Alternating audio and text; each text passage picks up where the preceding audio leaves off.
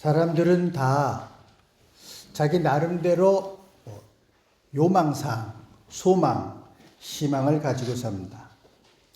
그게 작은 소망이 되었던 큰 소망이 되었던 다 나름대로 그런 소원하는 마음을 가지고 삽니다. 그런데 살다 보면 아예 소망을 포기해버려야 되는 절망적인 시간도 있다라는 것을 기억합니다. 그 소망, 희망이 성취되길 기다리다가 성취의 기쁨을 맛본 사람도 있을 것이고 또 원하는 대로 되지 않아서 낙심하는 사람도 있습니다. 소망이라는 게 원래 이루어지지 않은 것을 기대하는 것을 말합니다. 그런데 이런 기대가 소망대로 이루어지지 않고 건강을 잃는다든가 또 계획했던 일이 실패로 돌아가거나 또 어떤 무슨 인간관계가 깨어지거나 직장을 잃어버리거나 때로는 사랑하는 사람을 먼저 보내거나 잃어버리기도 합니다. 이런 상황이 오면 이제 사람들이 시험이 오게 됩니다. 신앙생활하면서 가끔 부딪히는 질문이 뭐냐면 믿고 기도했는데 왜 그런 일이 생기는 것일까? 왜 하나님이 이거 도와주시지 않을까 하고 고민하게 됩니다. 오늘 봉독해드린 베드로 전서는 바로 이런 시험으로 고민을 하는 사람에게 보내진 편지들입니다. 세례를 받고 예수 그리스도의 부활에 소망을 둔 사람들에게 쓰여진 편지입니다. 그 편지를 받는 사람들은 이제 소아시아 지방에 사는 사람들인데 그들이 살고 있던 세계는 이방 세계입니다. 예수를 믿는 사람다운 아주 마이너리티, 아주 소수의 사람들입니다. 종교가 다른 그 많은 사람들 가운데에서 소수의 종교인들이 모여있다 보니까 당연히 소외받겠죠. 예수를 믿는다는 것 때문에 손해를 보기도 하고 불의를 당하기도 하면서 시련을 받던 사람들입니다. 그래서 어떤 사람들은 그렇게 묻죠. 꼭 이렇게 믿어야 되나? 하고 고민하는 사람도 생기게 된 겁니다. 그때나 지금이나 이런 일을 당하게 되면 그런 희망이 흔들리고 의기소침하게 됩니다. 좀 희망적인 미래를 볼 수 있으면 좋겠는데 지금 처지를 보니까 나아질 것 같지도 않고 낙심만 되는 때가 있습니다. 바로 그런 때입니다. 우리의 믿음이 과연 어떠한 상태일까? 소망은 항상 확고한 믿음을 갖고 싶지만은 우리의 믿음이 변함없는 확고한 믿음이 될 수가 없습니다. 우리의 인생에는 여러 가지 좋은 일도 겪고 나쁜 일도 겪고 해서 어쩔 수 없이 우리의 믿음이라고 하는 것은 변화되고 또 발전되어 가게 되어 있습니다. 그래서 믿음을 지킨다고 하는 것은 내가 하는 것이 아니라 하나님이 지켜주시는 겁니다. 가끔 믿음을 잘 지켰다 그러는데 그게 본인 힘으로 믿음으로 지켰을까요? 그건 하나님이 지켜주시는 겁니다. 지금 나의 믿음이라고 하는 것은 희망을 향해 방향이 설정되어 있는 가운데 변화되어 있는 과정이 있는 게 우리의 믿음입니다. 어떤 확고한 믿음이라는 건 없어요. 때로는 흔들리고 때로는 파도에 배가 흔들리는 것처럼 요동치고 다만 방향 하나는 희망이라는 방향을 설정을 하고 변화되어 오고 또 확실해져야 하는 그런 과정이 있는 게 신앙입니다. 지금은 보이지 않고 손에 잡히지 않지만 이 끝에 소중한 것이 있을 것이라는 희망 안에서 믿음을 유지해 가는 것입니다. 희망을 갖고 있더라도 분명한 것은 그 가는 길은 험하고 힘들 것이고 그럼에도 불구하고 희망의 믿음을 지켜나간다고 하는 것뿐입니다.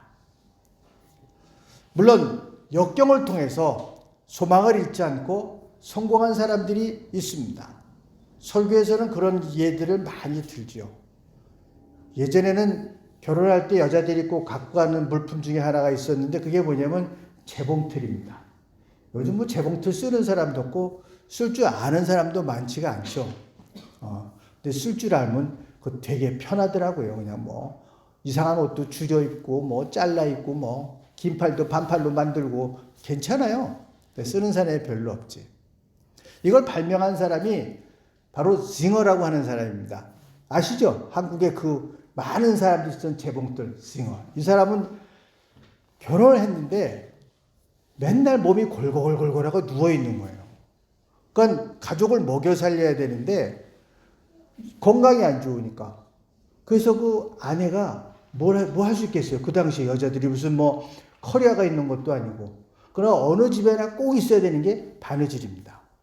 그때는 뭐 그냥 이렇게 무슨 인터넷으로 옷을 사는 게 아니라 있는 옷도 꼬매 입고 맨날 그래야 되거든요. 그러니까 항상 바느질 거리는 있어요. 그래서 맨날 그 바느질로 삭바느질을 하면서 겨우겨우 연명해 가는 거예요. 근데 이 사람은 병 속에 누워갖고 남자가 얼마나 답답해요. 아내가 그냥 어떨 땐 밤새 시간 맞춰 오느라고 바느질을 해야 되고.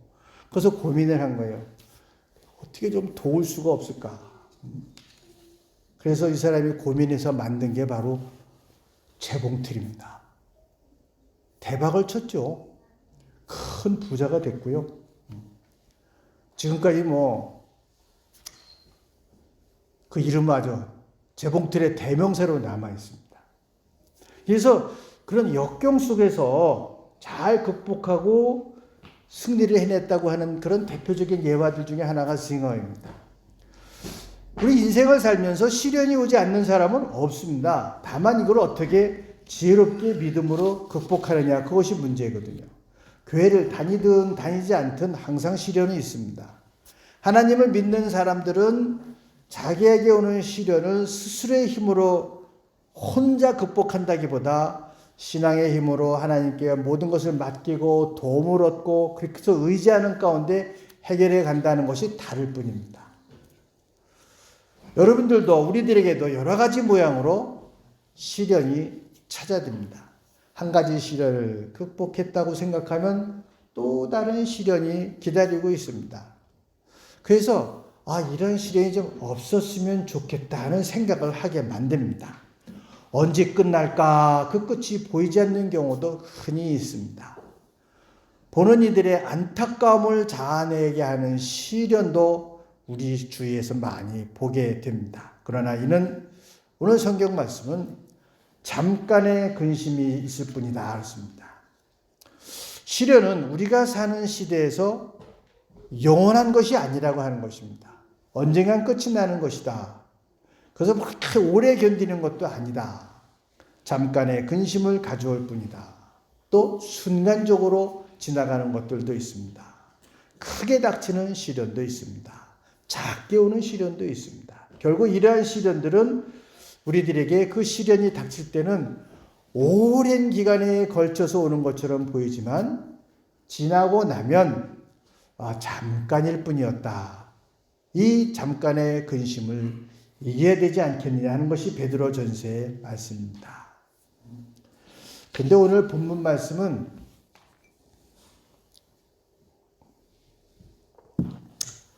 시련이 오는 것을 크게 기뻐하라. 내가 봐도 좀 너무한 것 같아. 여러분, 솔직히 여러분 신앙생활에서 물어봅시다. 시련이 닥쳐서 정말 죽게 되었는데 시련이 오는 것을 기뻐하랬지. 그 기뻐할 수 있는 사람이 있나요? 지나고 나니까 그 시련을 통해서 내가 만들어졌고 단단해졌고 지혜로워졌고 새로운 사람들을 만날 수 있었고 나를 돕는 손길, 나를 위해서 기도하는 손길들 이렇게 돼서 나중에 감사하고 그걸 통해서 내가 만들었다고 기뻐하는 거지. 오늘 성경 말씀처럼 시련이 오는 것을 크게 기뻐하라. 난 그럴 사람은 없다고 봐요. 시련은 안 오면 좋겠다. 이게 우리 생각 아니에요. 솔직히 무슨 시련이 와서 시련이 오면 내가 큰 신앙이 됐어요. 시련이 왔으면 좋겠다. 그런 사람이 세상에 어디 있어요. 저는 그래서 이 성경 구절이 시련이 오는 것을 크게 기뻐하라. 이거는 끝나고 나서 얘기입니다. 또 그런 기뻐할 시간을 소망하면서 하는 얘기입니다. 그러나 그 시간에 그 현장에서 기뻐할 수 있는 사람은 없습니다. 게다가 또 크게 기뻐하라고 했거든요. 이것이 내 신앙생활에 있어 소중한 시간이다. 그렇게 생각하라는 거예요. 그래서 크게 기뻐하라 라는 얘기를 하는 것입니다. 세상에 마음을 졸이고 안타까움과 슬픔, 원망, 낭만 그게 더 많죠. 무슨 기뻐할 일이 뭐가 있겠습니까? 근데 분명한 것은 지나고 나면 믿음의 시련은 불로 연단한 것 같아서 정말 단단해지고 확실한 신앙이 생긴다고 하는 겁니다. 그걸 통하지 않고는 그런 신앙은 분명히 생기지 않습니다. 그래서 금을 얘기 들었어요. 금으로 모양을 만들려면 녹여야 되고 두들겨야 됩니다. 요즘 한국에서는 종로가 금 세공의 센터가 됐더라고요. 그래서 뭐 다 거기 가서 해요. 그 금 세공하는 사람들이 오래 20년, 30년 일한 사람들이에요. 그래갖고 뭐 손이 다 그냥 다 망가졌더라고요. 근데 재밌는 게 세공하면 갈아야 되고 두들겨야 되잖아요. 그 앞에 이만한 고무판이 있어. 그래서 갈아한 거 이런 가루들이 다 모으면 그것도 양이 대단해요. 그래서 금 가루도 놓치면 안 돼. 다 세공하면서 하루 일이 끝나면 가루를 다 모아서 또 녹이더라고요. 근데 그렇게 두들기고 깎지 않으면 모양이 안 나오거든요. 여러분, 우리가 넉넉한 믿음의 사람이 된다고 하는 것은요, 두들기고 깎지 않으면 모양이 안 나와요. 가만히 날 때 금수저로 태어나서 아무 고생도 안 하고 그냥 주는 재산으로 잘 먹고 잘 산 사람이 신앙이 정말 훌륭하고 아름다운 신앙이 되느냐? 힘들어요. 그냥 이만한 금덩어리는 있을지 모르지만 아름다운 형상은 나오지 않아요. 그래서 시련을 기뻐하라는 얘기는 그런 얘기입니다. 그 믿음의 시련을 통해서 진정한 신앙의 모습, 단단한 신앙, 확실한 신앙이 형성되기 때문에 그렇습니다. 잘 세공하면 멋있는 반지도 되고 목걸이도 되고 귀걸이도 되는 거거든요. 하나님 앞에서 우리의 영혼은 성령의 역사에 의해서 이렇게 녹여지고 두들기고 깎아야지만 모양이 나오게 되어 있다고 합니다. 게다가 불순물이 들어있다. 이거는 문제예요. 이게 순도가 떨어지면 값은 팍팍 떨어지잖아요. 녹이는 수밖에 없어요. 불순물을 제거하려면. 그래서 정말 녹여내는 그런 아픔도 겪을 수가 있다는 얘기예요. 정말 순수한 신앙인으로 거듭나기 위해서. 근데 그 시간, 두들겨 맞고 깎이는 시간은 고통스럽죠. 그 시간이 참 시련이 감사하다 그럴 사람은 없어요. 아는 것은 뭐냐면 이 시간을 통해서 만들어진다는 걸 알기 때문에 소망을 하는 거지 그걸 기뻐할 수 있는 사람들은 없다고 하는 겁니다. 이게 믿음의 시련입니다. 그래서 그 믿음의 시련이 있어야지 기도하게 되고 하나님을 찾게 되고 가까이 하게 되고 잘못한 것을 회개하고 용서를 받게 되고 믿음이 순수함을 계속 간직할 수 있게 되는 것입니다. 그래서 우리에게 믿음의 시련이 닥치게 될 때 크게 기뻐하라 하는 것은 나중 얘기고 우리의 소망사항이야 크게 기뻐할 수 있게 해 주옵소서. 우리의 소망이고 희망입니다. 이 연단의 시간이 끝나면 정말 이것을 내가 감사의 시간으로 고백할 수 있고 정말 이런 모습으로 태어난 걸 감사하고 기뻐할 수 있도록 해 주옵소서. 소망의 시간입니다. 희망 속에 있는 소망의 시간입니다. 그래서 믿음의 시련은 당할수록 좋다고 그러는데 솔직히 말하면 안 당하면 좋겠어. 당할수록 훌륭한 신앙이 되죠. 근데 좋은 건 내가 보기엔 하나님이 좋으신 것 같아. 그렇게 이제 큰 일꾼이 나오거든. 정말 두 다리가 잘려야지만 장애인을 위해서 일할 수 있는 사람이 나오고 팔이 하나 잘려야지만 불구자를 위해서 일할 수 있는 사람이 나오는 거거든요. 그래서 우리는 그런 시련을 그런 소망 가운데서 봐야지 지금 있는 것만 봐갖고서는 그냥 불평하고 고통스러울밖에 남지 않는다고 하는 거예요. 그런 시련을 통해서 하나님께서 쓰기에 합당한 모습으로 만들어져 간다는 것입니다. 이것이 감사고 기쁨이지 지금 당하는 고통이 감사가 될 수는 없습니다. 그런데 여러분, 그런 소망,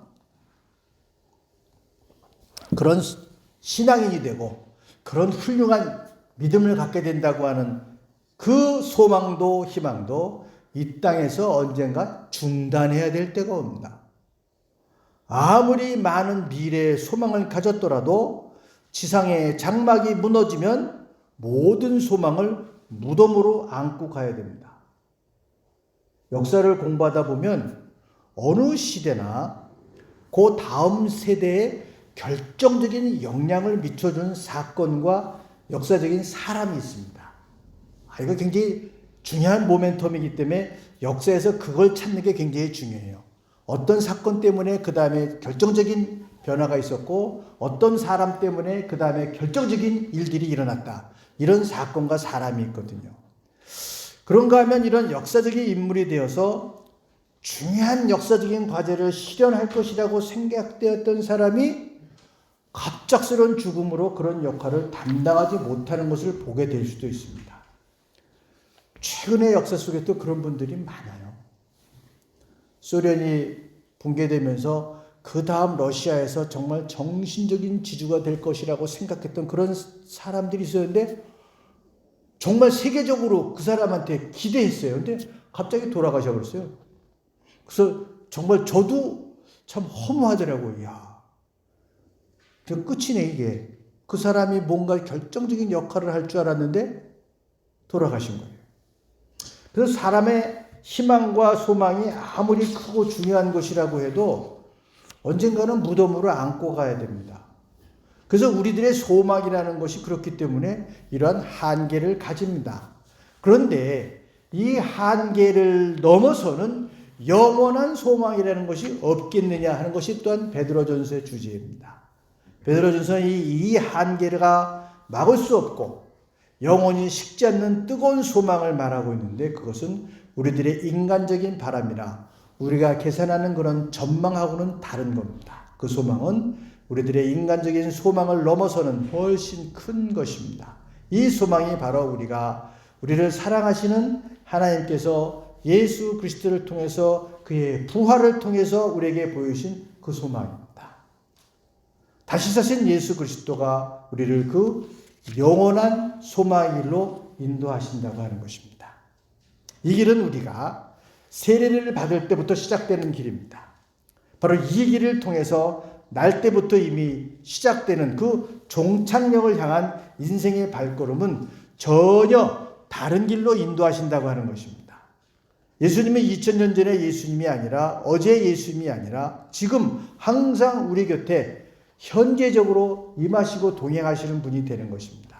오늘 바로 지금 우리에게 오셔서 우리의 소망을 든든하게 하시고 쓰러지지 않게 하시고 이끌어 가시고 영원한 생명을 유업으로 받게 하셨습니다.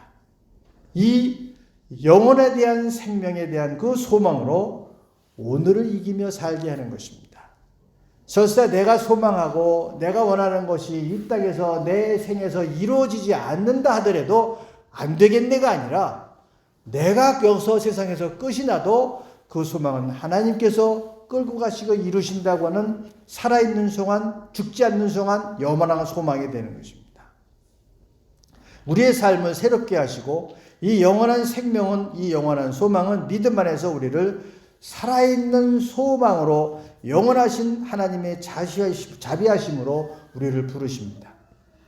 세상에서 실망하고 낙심하고 시험당하고 조롱당하고 상처받는 영혼들을 당신의 자비하심으로 부르십니다.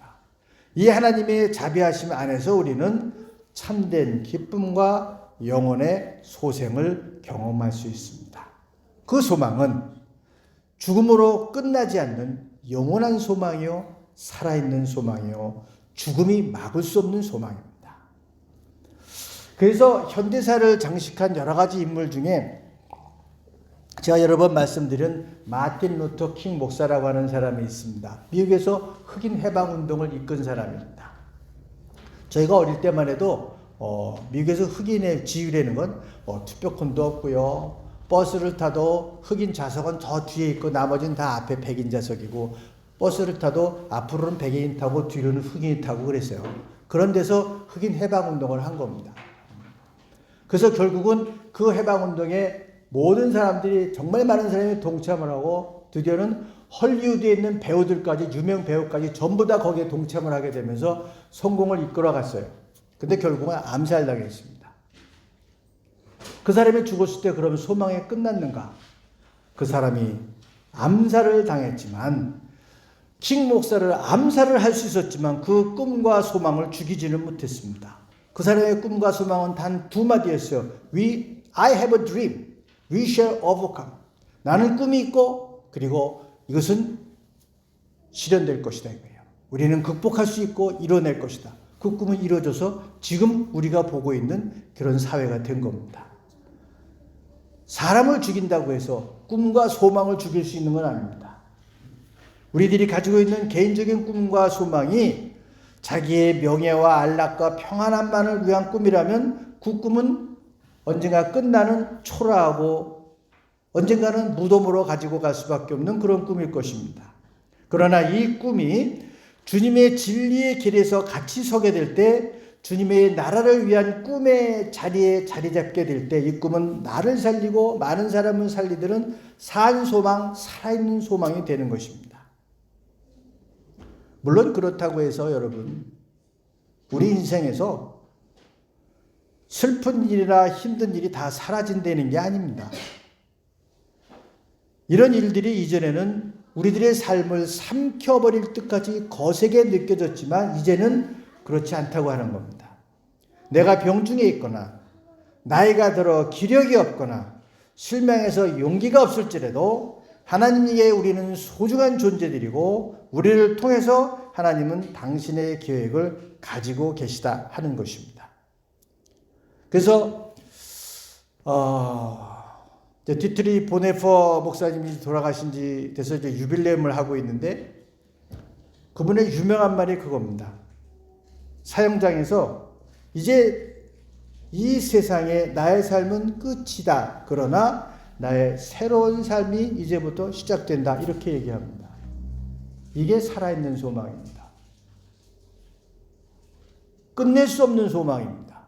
죽는다고 끝나는 소망이 아닙니다. 이러한 담대함이라고 하는 것은 어떤 세계관이라기보다 살아있는 소망이라고 부르는 것이 맞습니다. 이 보네퍼 목사의 신앙, 그런 신앙이 베드로 편지를 받는 소아시아 지방 교회들에게 그런 마음으로 전했다고 하는 겁니다. 그렇기 때문에 소망을 가지고 있다고 하더라도 고난 가운데 마음이 흔들리는 경우는 대개 하나님이 보이지 않는다는 것 때문에 그렇습니다. 손에 잡히지 않는다 이거예요.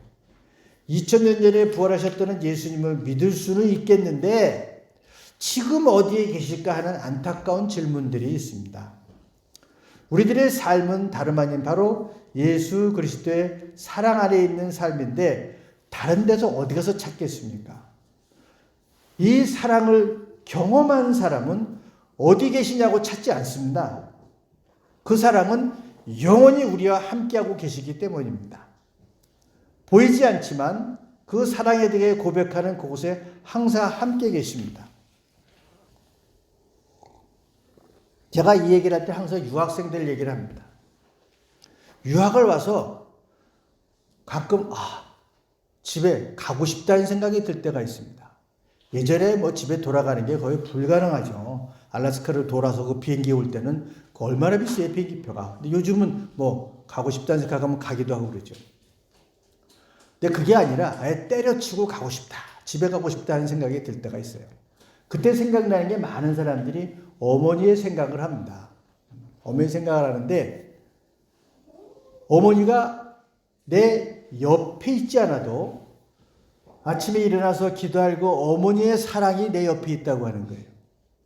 그래서 그 믿음으로 나를 사랑하는 어머니의 그 기도, 그 믿음으로 이 생활을 이겨내가는 유학생들도 꽤 많습니다. 어머니가 내 옆에 계시지 않지만 그 사랑이 내 옆에 있기 때문에 어머니가 내 옆에 같이 있다고 생각하고 다시 힘을 내는 것과 같이 내 손에 지금 하나님이 보이지 않고 붙잡히지 않는다고 하더라도 우리를 믿음 안에서 설 수 있게 하는 것은 바로 그 그리스도의 사랑입니다. 십자가에 죽기까지 나를 사랑했던 그 사랑, 그게 우리를 지탱하는 겁니다. 우리를 붙들어 주는 것입니다. 우리의 삶을 그 주의 친절한 팔에 내어 맡길 때 그 풍성한 위로와 사랑을 경험하게 되고 흐르는 눈물이 마르고 기쁨으로 다시 일어나게 되는 것입니다. 그래서 기독교인들이 소망의 사람입니다. 우리 눈앞에 벌어지는 수많은 사건들과 압박과 곤란함들 가운데서 실족하고 좌절하는 것이 아니라 우리를 살게 하는 그 소망을 안고 그 사랑 안에서 새롭게 하시는 하나님의 팔에 나를 맡기고 그 사랑에 의지해서 세상을 담대하게 헤치고 나아가는 것입니다. 우리에게는 어떤 역경 속에서 잃지 않고 죽지 않는 영원한 소망이 있기 때문입니다. 한 가지만 더 마지막으로 말씀드립니다. 그런 소망을 가진 사람들이 어느 날 갑자기 의사한테 전화가 왔습니다. 암이 발견되었습니다. 의사의 선고를 받거나 사업을 접어야 하는 경제적인 어려움이 있거나 그런 갑작스러운 재난을 당할 때 그 고난에 하나님의 뜻이 있다는 위로의 말은 사실 허공에 던지는 아무 의미 없는 하나도 위로가 되지 않는 말들입니다. 내가 재난을 당할 때 그 고난에 하나님의 뜻이 있고 고난을 크게 기뻐하라. 도움이 될까요?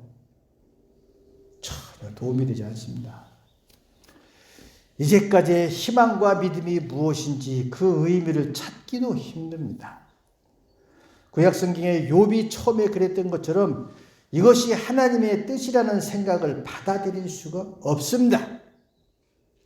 이런 절체절명의 순간에 우리가 붙들 수 있는 유일한 사실은 하나님은 부활의 하나님이라는 것, 그거 하나밖에 없습니다. 이 부활의 주님을 믿더라도 인생의 고난은 계속된다는 겁니다. 왜냐하면 예수 그리스도가 부활하심으로 죽음의 권세는 이기셨지만 죽음 자체가 없어진 것은 아닙니다. 아픔과 고통의 시간은 아프고 고통스러운 것입니다. 회의와 의심되는 시간들은 회의하고 의심될 수밖에 없습니다. 이런 고난의 시간을 감사할까? 실제로 감사하는 마음은 들지 않습니다. 그 끔찍한 시간들이 감사하는 마음이 들려면 죽을 때쯤 될까? 안 됩니다. 차라리 그런 끔찍한 사건이 없었으면 좋겠다는 생각이 더 절실합니다. 그러나 분명한 것은 그 고난의 시간을 지나면서 지금 여기 있는 내가 형성되어 있다고 하는 겁니다. 그때는 아무것도 위로가 되지 않고 무슨 고난을 통해서 무슨 크게 기뻐하라 되도하는 소리 갖고 위로되지 않았는데 결국은 지나오고 나니까 지금 여기 있는 여러분들의 신앙의 모습들이 그 시간을 통해서 만들어졌다고 하는 겁니다. 그리고 내가 잘못하고 나빠서 죄가 많아서 그런 길을 가는 게 아닙니다. 그것은 희망을 찾아 통과하는 길입니다. 우리가 그 시간을 지나서 만들어진 그런 사람들이기 때문에 고난의 길은 감수할 수밖에 없습니다. 왜 내가 이런 일을 당해야 되냐 하는 항의는 아무 소용없는 질문입니다. 만일 그런 고난이 없는 믿음의 길을 가고 있다는 그런 분이 있다고 한다면 감사한 마음으로 괜히 쎄나십시오. 즐기십시오. 감사할 일입니다. 고난과 슬픔이 꼭 믿음 생활의 전제 조건은 아닙니다. 그리고 고난과 슬픔이 믿음 생활의 장애물도 아닙니다. 우리들은 살아있는 희망을 간직한 사람들이기 때문입니다. 인생을 낭만적으로만 보는 색안경을 쓰고 있어서 그런 게 아닙니다. 이 세상을 이 인생 있는 그대로 볼 줄을 아는 살아있는 희망의 사람들이기 때문입니다. 여러분들이 당하는 역경과 고통과 이런 것들이 그 자리에서 크게 기뻐할 수는 없습니다. 그러나 분명한 것은 지금 내가 어떠한 신앙으로 살고 있는가 하는 그 신앙의 인물들이 그 고난의 시간을 통해서 만들어진 것이라고 하는 것을 인정하셔야 됩니다. 그래서 때로 돌아보면서 그 시간을 감사하고 그 시간을 통해서 내가 담대해졌고 견딜만 해졌고 내가 좀 넉넉하게 받아들여질 줄도 알게 됐고 알았어 하고 이해할 수 있는 그런 사람이 옛날엔 그런 사람 아니었거든. 톡톡 쏘아붙이고 아니면 그냥 대가리 받고 싸우고 그런 사람이었는데 그 시간을 지나다 보니까 지금 이만한 인물들이 되셨다 그런 얘기예요. 그래서 감사하는 거예요. 그런 시간이 없었으면 좋겠지만 때로는 더 큰 신앙인을 만들기 위해서 그런 고난의 시간들을 지나가게 하신다고 하는 거예요. 그래서 힘들고 어려워도 우리에게는 십자가를 통한 하나님의 그 사랑의 선포와 영원한 소망이 있기 때문에 살아있는 그 소망을 갖고 그 길을 통과해 가는 것이지 여러분 그 길 가운데에서 감사하며 기뻐하며 가신 사람은 없습니다. 신앙을 지키는 것은 하나님께서 지키는 것이지 내가 지키는 게 아니라고 하는 겁니다. 살아있는 소망으로 그 고난의 길을 잘 감리하셔서 하나님께서 쓰시는 소중한 신앙의 인물들이 되시기를 주님의 이름으로 간절히 축원합니다. 기도하겠습니다. 우리의 고난과 두려움과 아픔을 아시는 주님, 때로 곤고한 그 시절에 우리를 불쌍히 여겨주시고 주님의 손길밖에 소망할 것이 없는 그 시간에 우리를 보아주시고 감싸주시고 여기까지 인도하여 주신 은혜를 감사합니다. 때로 삶의 이런저런 일들이 막혀버린 것 같고 질병의 두려움 가운데 있을 때 하나님 우리를 긍휼히 여겨주시고 그 어려운 시간들을 믿음으로 잘 지나갈 수 있도록 위로해 주시고 용기를 주시고 발걸음을 인도하여 주시옵소서. 이런 시련 속에서도 우리에게 허락하셨던 하나님의 크신 사랑을 기억하고 고백하게 하시고 고난을 시간을 통해서 우리에게 허락하신 아름다운 가치를 새롭게 깨닫고 잘 보존하게 하여 주시옵소서.